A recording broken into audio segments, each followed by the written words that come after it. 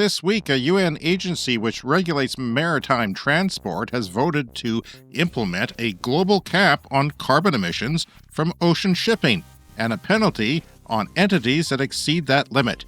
We assume that penalty involves some sort of walking of the plank. A new study suggests that less pollution in the air means more solar power production.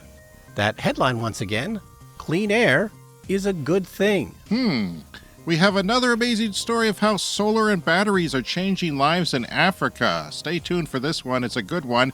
Actually, they're not changing lives, Brian. Come to think of it, they're actually saving them, which is a form of changing lives when you think about it. Greenpeace has been ordered to pay $660 million in damages after they protested the Dakota Access Pipeline. When we said the Clean Energy Show liked climate-focused lawsuits, that's not what we were talking about. All that and more on this here edition of the Clean Energy Show. From Bloomberg, clean air leads to increased solar power production. So this is a bit of a no-brainer. I mean, this is kind of an obvious thing, but not something I had thought about. But we have certain cities we know we've been talking about, New York and London, with different congestion rules for cars. And, we know that the air is getting cleaner in some places, and that actually leads to more sunshine, which leads to then more solar power production. So this is a reversal in air pollution trends. It's been recorded in the US, Europe, and Japan, says Martin Wild, a climate scientist and professor at ETH Zurich. And this has implications for solar power generation, but also potentially for global warming. And the downside is, I think we talked about this before, is that more sunshine could potentially lead to hotter temperatures.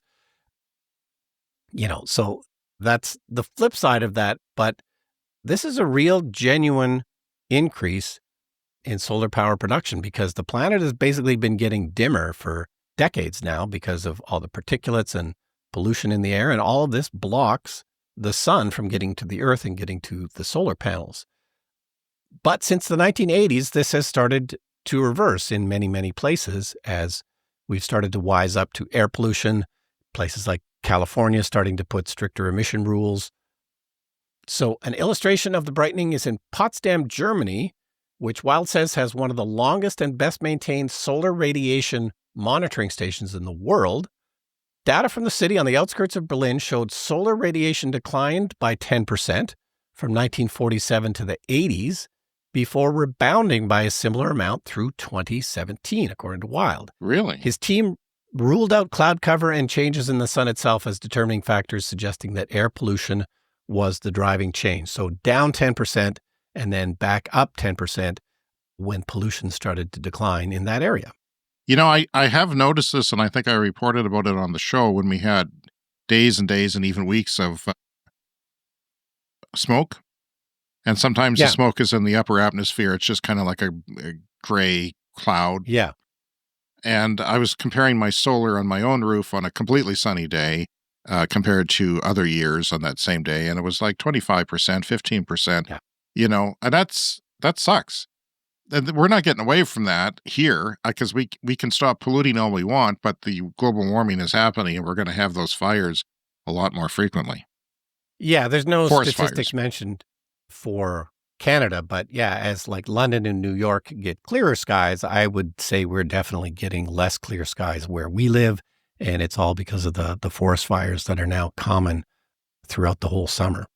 Now, wouldn't you say that if you had solar in Toronto 20 years ago, that it was very smoggy back then, and now it's not so much because, industry has moved away and they've cleaned up a few things? Yeah, they've closed down some coal plants. So the air in Toronto is a lot cleaner than it used to be. So I would assume they're seeing those similar kind of gains to London and New York. Now, it goes on to say that some countries such as India are still dealing with worsening air pollution. We still see that sunlight is reducing, and there's not yet a sign of any recovery in places like India. China, great stats here about China. They've done a lot to clean up air pollution since the 2008 Olympics. Data suggests the country's at a turning point and starting to brighten after decades of dimming. That's what the trend is suggesting. And the quote is, if China could clean up the air such that they would go back to the 1960s in terms of air quality, that's before the industrialization started in China, that also gives a 15% increase in solar radiation. And we know that China has a lot of solar power, solar panels. A 15% increase, that's nothing to sneeze at. Brian, 1% would be significant in something like that. Oh, yeah. Because we looked at the efficiency of my solar inverter on my solar panels in my house, comparing it to one of our friends who had it done earlier, and then they improved it a couple of years later, and there was 2 or 3%. Well, the same system outputs a whole lot more energy with even 1% more efficiency or 1% more energy Yeah. over the 30 years. Like, it's really significant. It's not just a little bit. It's gobs and gobs of energy. And if you're looking at China, which has many nuclear power plants worth of solar, and you're bumping that up, it's ever going to increase through time because you have a feedback loop of cleaning as opposed to the feedback loop of global warming. That's an encouraging cycle. Yeah, it's a good news story. All right. Well, that's good to see. And we've talked before about, ships have changed the way they pollute, and there's less white trails from the ships that used to reflect the sun. And I guess the pollution has to be white or at least not black in order to reflect the sun. And reflecting is probably good. All right. Now I want to talk to you about a story that happened on another podcast, which is actually a video documentary, Brian. I was so moved by this. I don't want to steal from them, but I do want to highlight some things, and then you can go watch it yourself. So I'm going to play some clips and talk about this story because it's something that we've been talking about on the show a lot lately, and that is how a little bit of solar does big things in Africa. If you are poor and have no electricity or unreliable electricity, as many parts of the world do, we talk about Pakistan and many countries in Africa. Even the best example is South Africa, and they have intermittent blackouts. Until recently, they've improved a lot. But, I mean, you can't rely on electricity. So what does that mean for a hospital? You can only imagine. So on a barber, was one example that, had a little solar panel the size of a couple of phone books, and they could suddenly have a thriving business cutting the village's hair with electric clippers. And throughout Africa, the grid is often terrible and unreliable and can really negatively affect healthcare. Even though the grids actually do try to prioritize the hospitals, it's not good enough. So back in 2013, an Irish doctor named Niall Conroy made a huge impact in Sierra Leone's second largest city when he established a neonatal intensive care unit at Bow Government Hospital. This is a guy who he was a doctor, but he worked in healthcare policy. So he was going there after the turmoil there in Sierra Leone to try and reestablish hospitals. And he began training the local staff to provide the best possible care for the vulnerable newborns who came through their doors. These at-risk babies need warmth from electrically powered incubators, and they need oxygen from oxygen separators, which require electricity, of course. And the nurses, this is surprising, they need light. They need light to see. If you can't see the state of a baby at 3 a.m., you don't know how that baby's doing. And they don't have any light if the power is out. They don't even have phones because they don't have no electricity at home to charge their phones.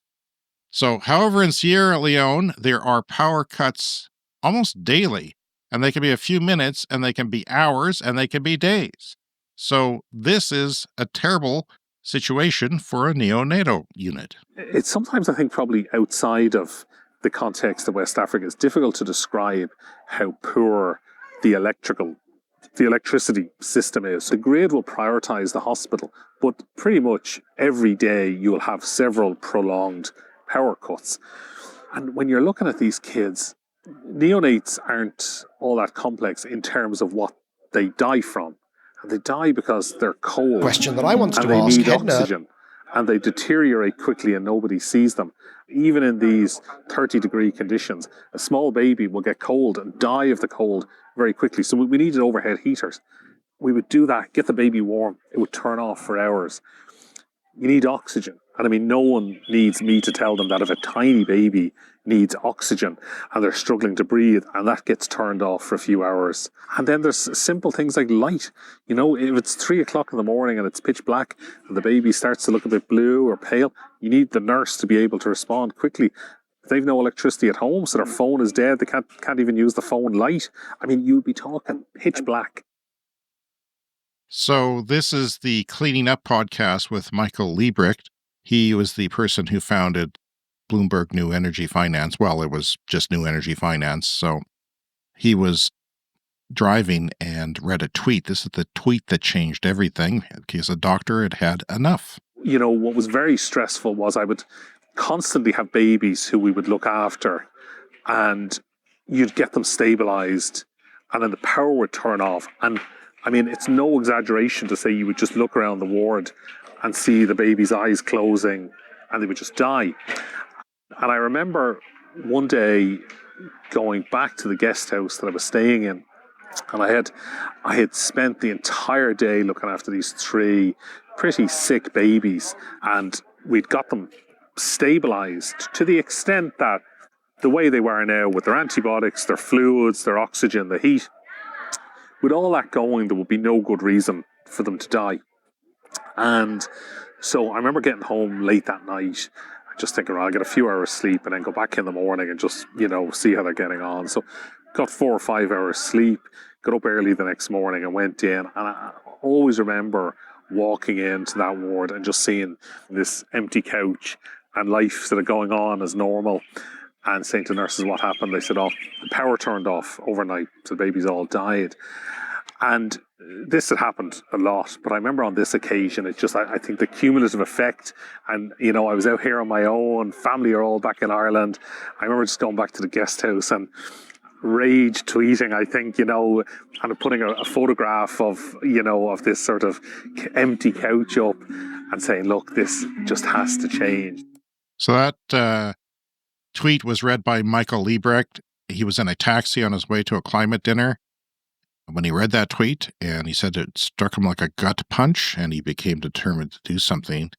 And he did. He got, he's a wealthy person, and he has wealthy friends, as many wealthy people do. And we're not talking about a huge investment here, Brian.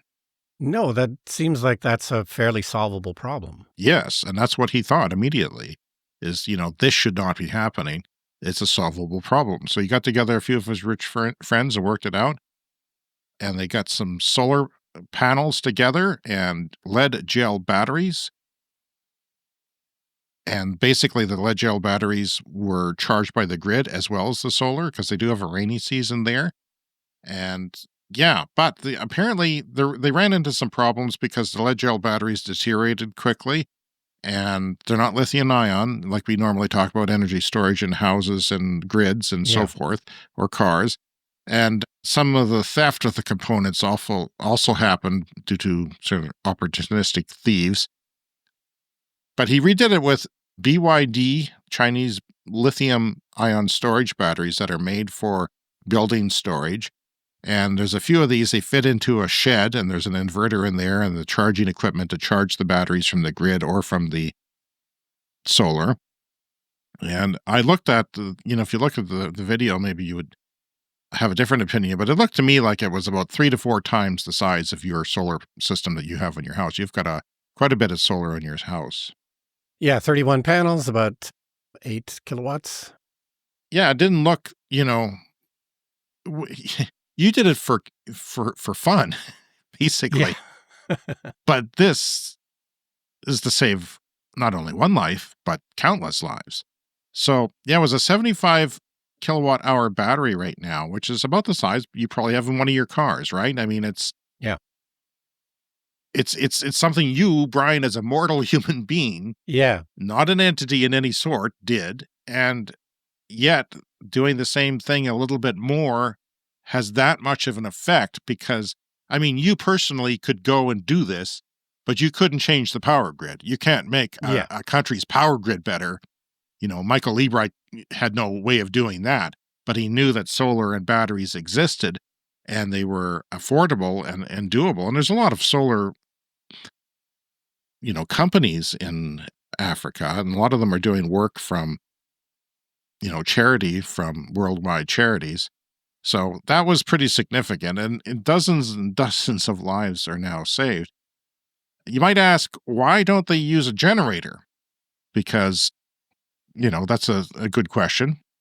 Yeah. But head nurse Juliana describes what it is like not to have fuel for that generator. Even if we have generator, to fuel the generator is a big challenge because the hospital will not have that amount of money to fuel it 24 hours around the clock. There was this time that there was no fuel for the generator, and there were a lot of babies in the units.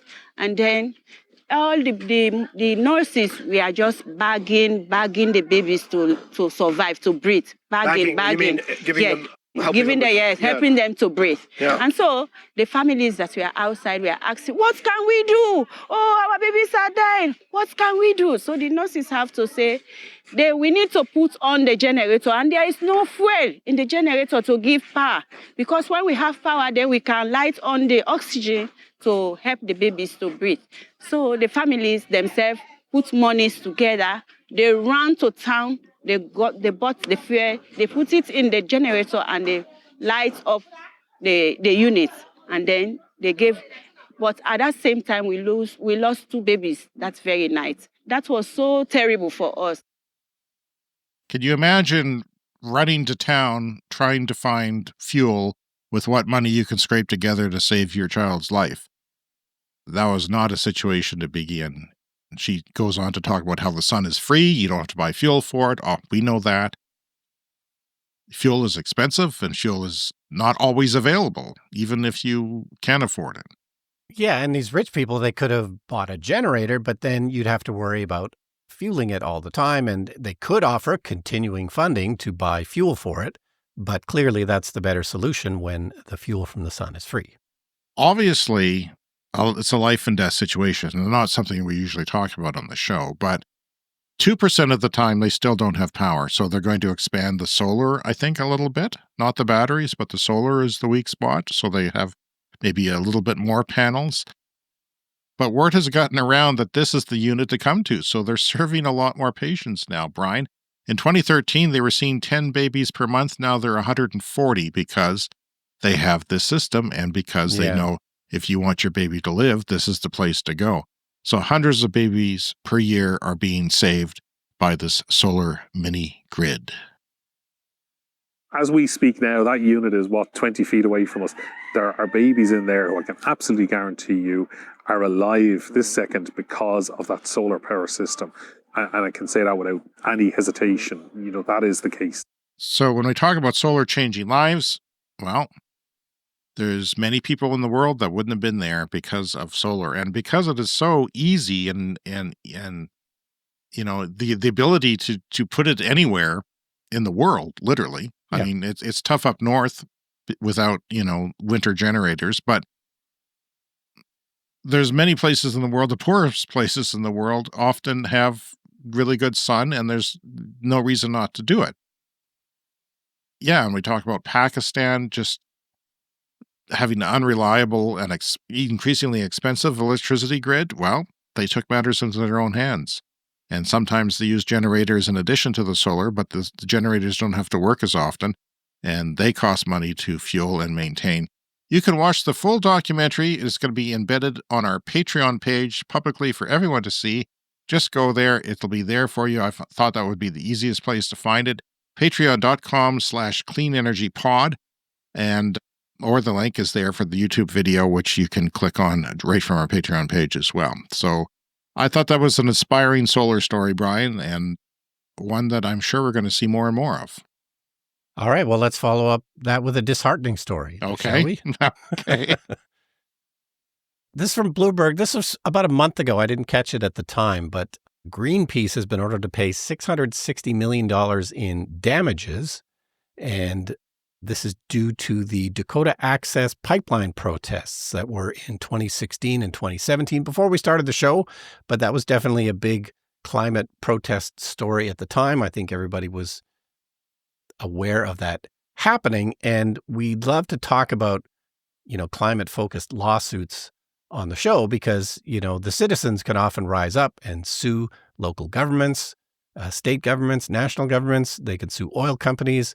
And this has been one way of getting some kind of progress. But of course, the oil companies could also sue people. And so that's what happened in this case. $660 million in damages. Greenpeace, of course, is going to appeal the verdict. So this is not yet final. So hopefully there's a better ending ahead. And Greenpeace has also filed a countersuit against Energy Transfer, that's the company, in the Netherlands. So this all took place in North Dakota, not too far from where we are. I was in North Dakota not too long ago. Wonderful place with lovely film festivals, but the government's maybe not so good. And of course, we have covered this before on the podcast, but, laws can be passed to prevent protests. And particularly in the last few years, certain oil-friendly states have been passing laws to make it more difficult to protest and make it easier to arrest protesters and stop these kinds of protests. Since 2019, 18 other states, including North Dakota, have passed similar laws that create steep penalties for energy protesters. So it's known as a SLAP lawsuit, strategic lawsuit against public participation. And so these are anti-SLAP laws that can punish protesters for protesting and standing up for the planet. So, since we covered the, other climate lawsuits, I thought we should mention this one as the flip side of all of this. But, we'll see how it goes. Like I said, a countersuit in the Netherlands. Presumably the Netherlands is maybe a more friendly place to file a countersuit. You think than oil country of North Dakota? Because this happened in a part of North Dakota that everyone was involved in the oil industry. There was no pure jury to choose from, and they all went against it. And this is threatening to bankrupt Greenpeace North America, just their whole Greenpeace. This could wipe them off. And of course, the oil people are smoking their cigars and laughing their asses off at this. Because Greenpeace asked to move it to somewhere else where they get a fair trial.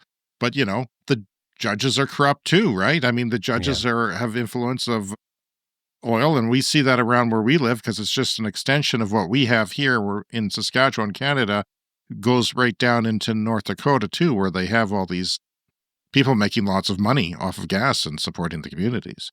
Yeah, and it depends on what laws are actually on the books. So in other places, this wouldn't happen, but you have to be aware of what the specific laws are in each specific place. And they could have maybe done the protesting in a different way that didn't leave them vulnerable. I'm not really sure. Maybe it was never going to work to begin with, but it's unfortunate. Yeah, and I think that one of these days, maybe the protesters will be sent to El Salvador and tortured in prison, because that's the way the things are going these days. And hopefully this works out better. I'm looking forward. Lightning round is next. It's time for the lightning round. The lightning round is a fast-paced look at the latest headlines in climate, clean energy, and transportation. The Detroit 3 share of global car sales. Brian, historically 2000, the three big automakers in Detroit, America, was almost 30%, 29%. Now it's only 13%. And guess who's screwing that up even worse? Well, the president of the United States is making it tough for those three, and it's going to get worse, especially with the onset of China. That number is going to go down. They used to sell cars in China. Now they hardly sell any. And even Tesla has stopped the S and X from sales in China. The next one here is from The Guardian. Almost 200 pesticides have been found in European homes. In a new study, more than 40% of pesticides discovered in dust were linked to serious illnesses, including cancer. Texas is set to double its grid battery storage this year. This is in spite of recent legislation they are invoking down there to increase gas production because renewables are so darn cheap. We don't like free markets. Not us. No, not really. Not when it comes down to evil. From The Independent, in the UK, Pakistan has quietly become the world's biggest solar importer.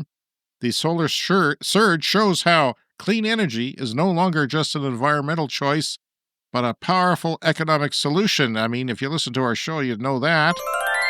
Clean Energy Show fast fact for you. In 2024, the Florida, that's a state in the United States, Brian, one of the great states of the United States, Florida. Yeah. Not really. Surpassed California in utility scale solar and remains number 2 in residential solar. So that's kind of surprising because we hardly ever hear. We rarely come across solar in Florida, even though it makes perfect sense for all the power outages you have due to hurricanes. Yeah, we tend to get the anti-climate news that comes out of Florida, but who knew that there was all this positive stuff going on as well? Yeah, and it's economics. It's unstoppable even in a red state like Florida. Oh, it's another CES fast fact. It is illegal to take your kids to school on an e-bike in the province of Ontario, Canada. I'm looking at your face for shock. Did you know this? I'm absolutely shocked. I did not know this. The story is in a Toronto Star newspaper. If you don't believe me, the link is there. The UK unveils largest curbside EV charger installations of 6,000 ports on curbsides. UK, big place. A lot of people. But that's going to make a difference. That's from electric. 37.5% of new vehicles sold in Germany have a plug. That is really high. That's getting to unstoppable S-curve vertical takeoff. California power utility Edison will bury more than 150 miles of power lines in wake of the devastating LA County firestorms. Not cheap to do this, but it certainly makes a lot of sense for California. Especially. Yeah, we talked about this before because there is often overhead power lines going through very dry places, and that's a bad idea. You know, if you think about how their liability is for these things, maybe it makes good economic sense, but it also makes your power rates go up. Battery costs are falling and battery storage capacity is skyrocketing. 69 gigawatts of capacity was installed in 2024. That's the power output capacity, not the storage capacity. Almost enough to double total battery storage worldwide last year.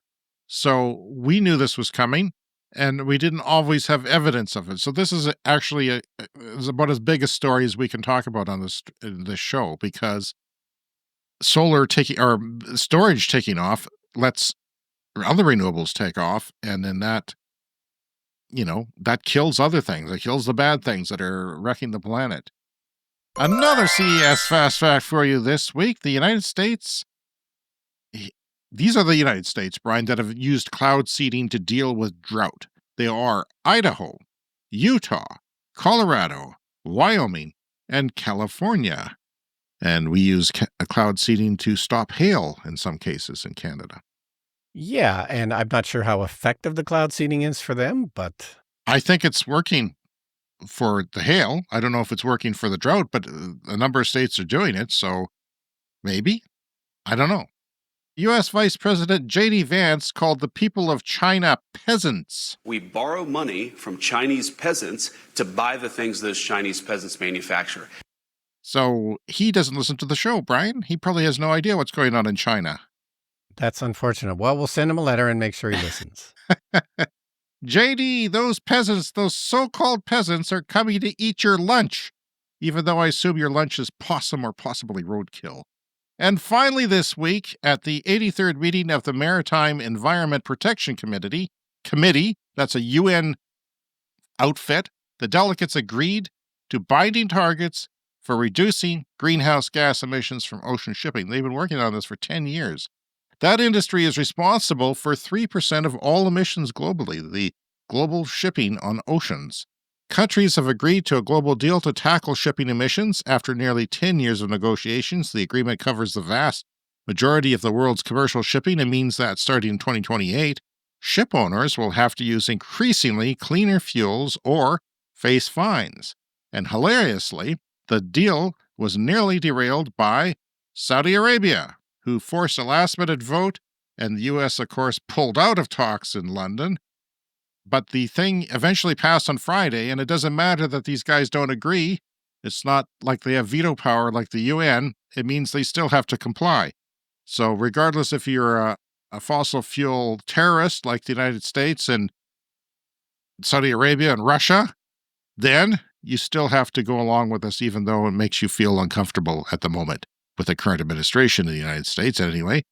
Small island states and environmental groups were angry that a blanket tax was not agreed to, and the use of palm oil in meeting targets was also a major concern. I guess that's not been eliminated, but there is hope because technology is improving. We talked last week about a hydrogen-powered cruise ship, mid-sized cruise ship you had on the show.